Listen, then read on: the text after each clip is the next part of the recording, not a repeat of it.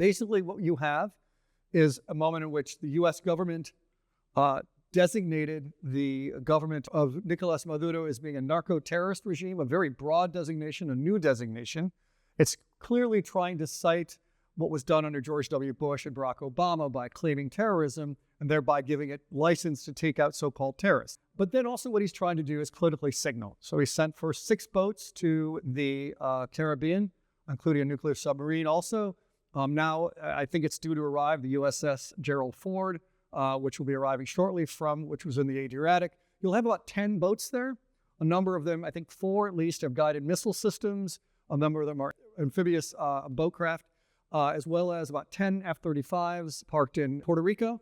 And all of this is intended to do the same thing that they failed to do with Juan Guaido: scare the military into turning on Maduro and his inner clique and opening it up for a democratic transition. We can talk about whether that will work. But think about this as regime change on the cheap. Donald Trump in 2016 campaigned against forever wars.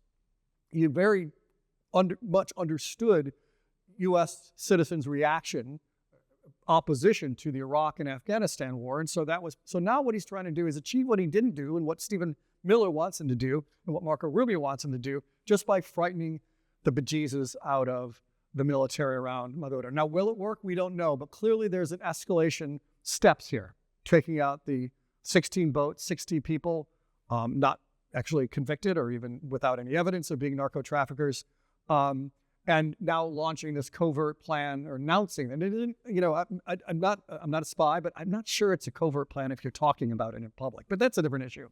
All this is psyops. It's signaling. It's saying you guys could be next. And Donald Trump is now talking about sending missiles or drones and taking out land strikes in Venezuela. Again, the point is, you could be next.